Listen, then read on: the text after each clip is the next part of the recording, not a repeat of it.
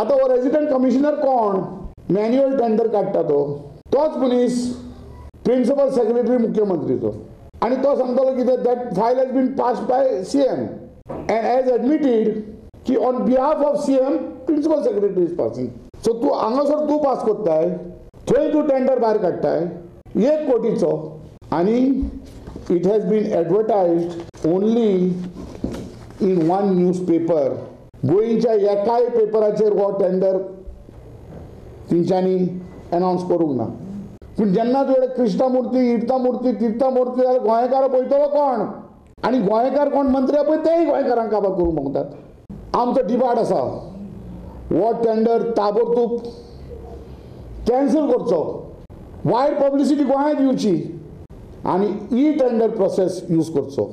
Total amount that is due from the organizers of the EDM festival is around 7 crores. 2 crores today has been recovered because of this petition filed by Mr. Trajano.